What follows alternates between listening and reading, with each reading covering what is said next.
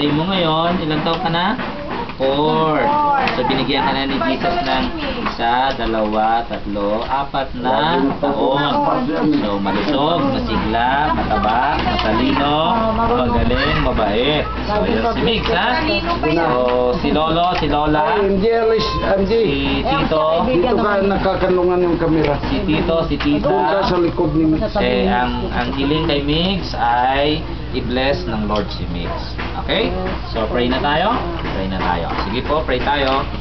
Lord, salamat po sa Huwag mo nga ayusin yan. araw po na ito na kung saan ang aking musmus na kapatid na si Mix sumapit sa kanyang kaarawan. Salamat, Panginoon, sapagkat sa musmus na isipan at gulang ng bata ay nakikita na ho namin ang kanyang paglago ng buhay at ng kanyang pananampalataya. Salamat, Panginoon, sapagkat ang batang si Mix ay nagiging kagalakan sa kanyang magulang, kagalakan sa kanyang mga lolo at mga lola, sa kanyang mga tito at mga tita.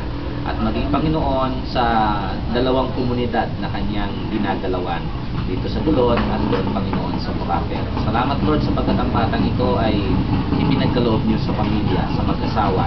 Samantala, Panginoon, na ang kanyang ama ay malayo sa kanya. Salamat, Panginoon, sapagkat lumalaki siya na kung saan nandoon ang patuloy na paglago at pananabik sa kanyang magulang.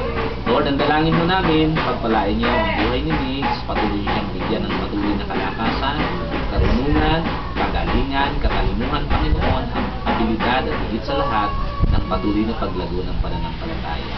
I-bless niyo po, Panginoon, siya, igawad niyo sa kanya ang inyong basbas at pagpapala.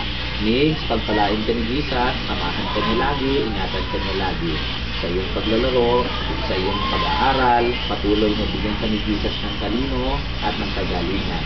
Patuloy na lalaki ka na isang mabait na bata, masunurin sa iyong mami at daddy, sa iyong mga lolo at mga lola, sa lahat ng iyong mga mahal sa buhay. Pagpalain ka ni Jesus, sa pangalan ni Jesus. Amen. Okay.